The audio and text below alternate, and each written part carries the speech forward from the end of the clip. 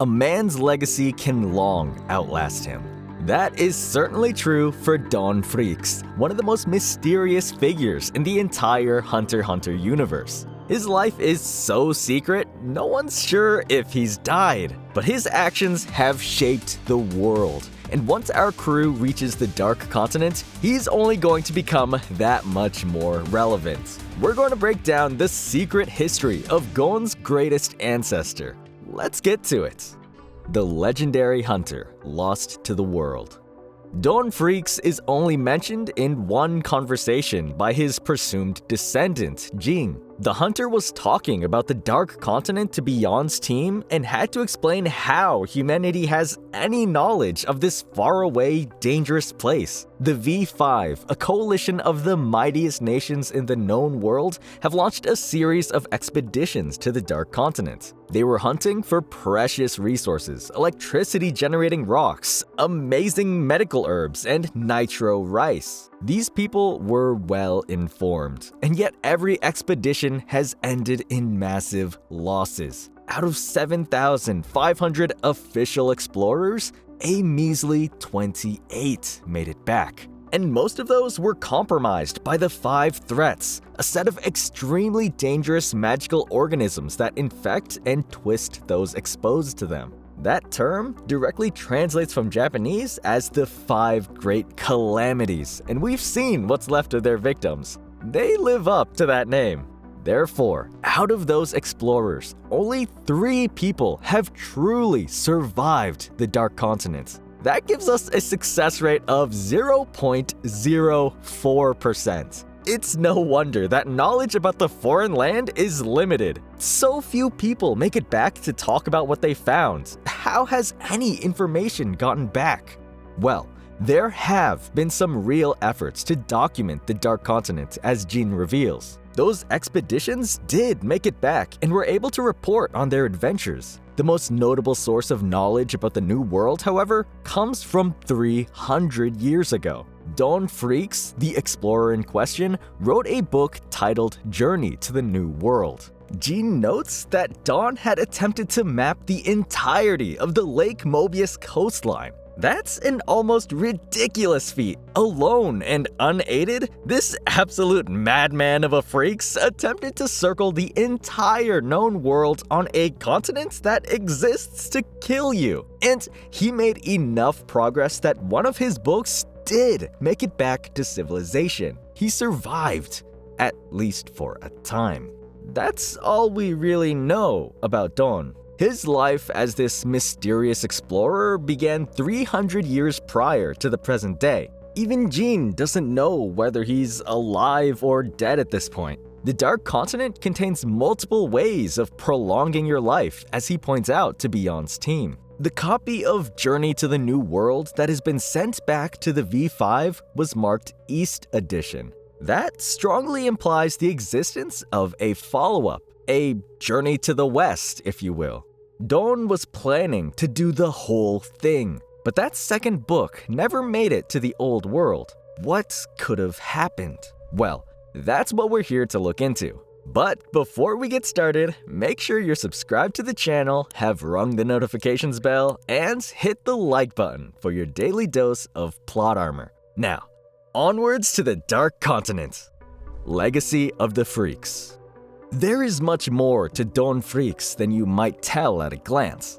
Yes, that brief mention by Ging is all we know about him definitively, but there are several secrets you can find with some careful observation. Hell, the very first image we see of Don Freecs may itself be a secret.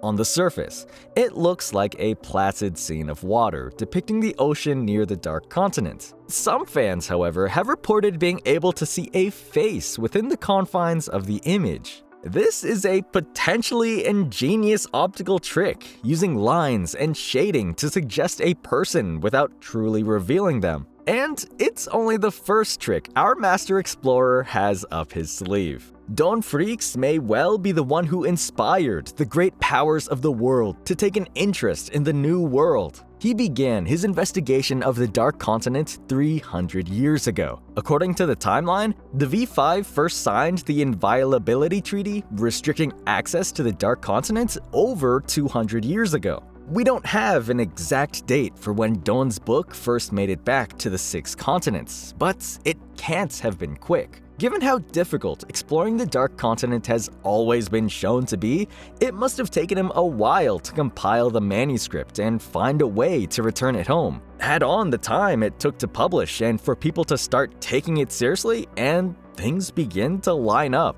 While the book was dismissed as fiction by the general public, the V5 has realized its potential for a while. They assigned it as mandatory reading for all employees, and it formed the basis for every expedition the member nations launched into the Dark Continent. The IPA is a major branch of the V5 with seemingly unlimited resources. The great nations have clearly invested a lot of money in trying to get a handle on the majestic treasures of the New World. But they've also ruled out casual exploration of the Dark Continent, making it illegal and cracking down on unauthorized trips as much as possible. The V5 have acted to bring humanity's interaction with the New World under tight control. Was that Dawn's plan? It's hard to tell what results the ancient Freecs may have intended by sharing his knowledge with the world he left behind. Journey to the New World outlined the treasures of the Dark Continent, but it took time to explain the dangers too. We've seen the remains of humans targeted by threats from the Dark Continent. It's not a pretty picture. And while those expeditions, both via countries and private groups, came much later, Dawn knew all about these 5 calamities. They're all outlined in Journey to the New World. Was he trying to warn humanity against venturing into the unknown? Was he hoping to tempt them outward with promises of treasure? Even if we can't be sure, there's some additional evidence hidden in what we know of Dawn's life, and it tells us everything. What his goal was on the Dark Continent, what his adventures have been like, the works, and it gives us a crazy possibility. Is Dawn a god now? This sounds pretty out there, but hear me out. Dawn Freec's book, Journey to the New World, is our strongest hint about what happened to him on the Dark Continent. The fact that the version Ging and the V5 are familiar with was marked as the East Edition is strangely specific. If Dawn's plan was to map out the entire coastline, why limit himself to compass points? Why send back an incomplete account at all? Further, Ging implies that the volume they have covers more than just due east. He doesn't expect Dawn to have written a North or South edition, just one more book. It has to have been fairly comprehensive if he managed to cover half the New World's coastline. So, run that back. They're missing one book from A Guy on a Journey, and it's the book covering his adventures in the West. This seems like such a specific, precise detail to have taken the time to establish that it may very well be a classical literature reference. The name itself is almost screaming the point. It's supposed to be Dawn's account of his adventures on the Dark Continent, not how he got there. For those unaware, Journey to the West is an epic Chinese novel that's pretty commonly referenced in anime, manga, video games, and a bunch of other stuff. It chronicles the adventures of Tang Sanzang, Tripitaka in some translations, who must travel to Garakuda to retrieve Buddhist holy texts and bring enlightenment to his homeland. He's aided in this by 3 mighty disciples. The most legendary is of course being the mischievous yet mighty Monkey King Sun Wukong. The other 2 are less well known but still prominent in the story. We have Zhu Bajie, the literal and figuratively pig-headed spirit monk, continually referred to as Dai Zi, or idiot, by both characters and the narrator. And rounding out our trio is Sha Wujing, the monk of the sands. This is the guy who killed the last group of 9 Buddhist monks who tried to make this journey. He made a necklace of their skulls, but he's a Buddhist now and is largely a good guy, even if he gets a bit snarky now and then. It's easy to see this as a potential source of inspiration for Don's own journey in a strange and dangerous land. People have been drawing on Journey to the West for anime ideas for years. Son Goku is a pretty direct take on the legendary Monkey King, though his idiocy and good-natured muscle guy routine is a departure from the original trickster deity who drove the Jade Emperor mad with his antics. DC Comics even has an ongoing series focused on his exploits. Wukong is a DC hero, and Bajie is hanging out with Robin now. Perhaps Don Freecss has also made some friends among the locals who are accompanying him on the journey. There's a ton of odd locations and characters that we might see reinterpreted for the Dark Continent. Sun Zhang's party met demons who wanted to kill him basically every week. They freed a kingdom of Buddhists from the tyranny of 3 fake Taoist immortals. There are demonic flaming clouds, powerful shape-changing warriors, and all sorts of monsters. What dark, twisted version of the pregnancy river might we see in this timeline? It also suggests a potential new layer to Don's life. Journey to the West, as much as people focus on the action and adventure, was a religious story at its core. If Don Freecss was seeking enlightenment on the Dark Continent, he could very well have found it. We've seen what this meant for Isaac Netero. Could Don have become some bodhisattva of Nen? But let's backpedal a bit. There's a contradiction here if we're looking to parallel Hunter x Hunter and Journey to the West. Ging told us Don Freecss explored the Dark Continent alone. If Don had a group with him, that would almost certainly have been mentioned in Journey to the New World. This is a major discrepancy between the two. Journey to the West is very much the story of a party of explorers. It's very well known for that fact, given that Wukong ends up being more famous than the main character. If Don's journey is a parallel, how does this fit? Perhaps there's some part of the bargain Don made with the gatekeepers that required him to say nothing about his companions. The gatekeepers would have insisted he take a guide with him. They fit as an analogy to Avalokiteshvara, the bodhisattva charged with finding Sanzang and his 3 disciples. Or maybe the parallel is not that exact, just drawing a few things from the original novel. The principle of exploring a distant land, the many demons and terrors it holds. However, there's another option here. Let's go a little deeper. A lie conceals a deeper truth. Did you know that Journey to the West is based on a true story? That would be the Great Tang Records of the Western regions, composed by the monk Xuanzang. They chronicle his 19 years spent traveling around Southeast China and the borderlands of India. The book was finished in 646, just 1 year after Xuanzang returned home. It's so accurate that modern-day archaeologists have used it as a guide when excavating several major sites in India. The Nalanda Monastery, Rajgir, the City of Kings, the Monument Caves at Ajanta. The list goes on. Xuanzang chronicled their locations and inhabitants in great detail. This isn't what you think of when it comes to anime inspiration. It's a purely historical account, more like a geography survey describing what Xuanzang found on his travels rather than some epic adventure story. Journey is very loosely based on the original. All the fantastical elements like demons and dragons and everything Sun Wukong ever did got added in to make things more exciting and engaging. Even the geography of the region is warped, with a large number of great mountains and valleys that have little basis in reality. Consider Journey a sort of pre-anime adaptation. It even has an episodic structure and a ton of filler Monster of the Week stories. Someone needs to hurry up and make a Journey to the West Kai already. And it's here in the original accounts that we really start to see some parallels with Don's situation. Like our ancient Freecss, Xuanzang's journey focused on the borders of a new land.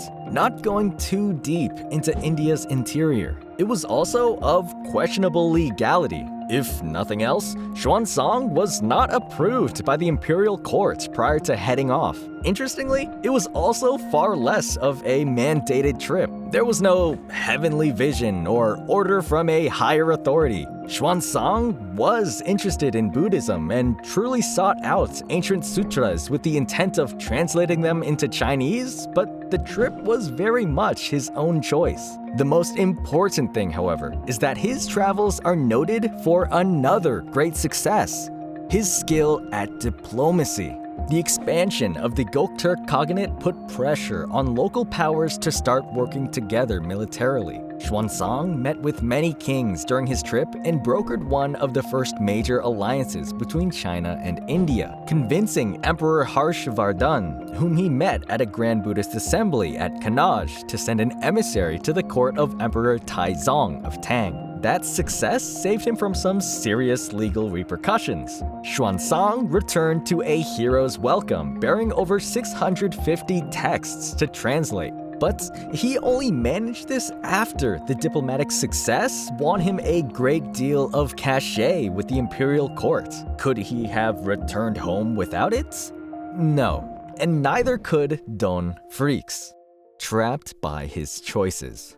Like Xuanzang before him, Don likely sailed for the Dark Continent in search of its many treasures. If Ging takes after him, however, these were less likely things of material worth or the spiritual texts Xuanzang was after. Instead, he was probably looking for more unique and memorable experiences. Remember the moments he shared with Gon atop the world tree? It's clear Jin admires Don and is ready to follow in his footsteps towards the Dark Continent. The older Freecs likely set out for similar reasons to those that drove Jin and Gon to climb the tree. Don would have had a whole continent to explore. He'd have been the first human to see all these mysterious and majestic sights. But things have a tendency to get complicated. In this case, that's likely a result of Don's encounter with the mysterious gatekeepers. We still know next to nothing about this mysterious magical beast clan, but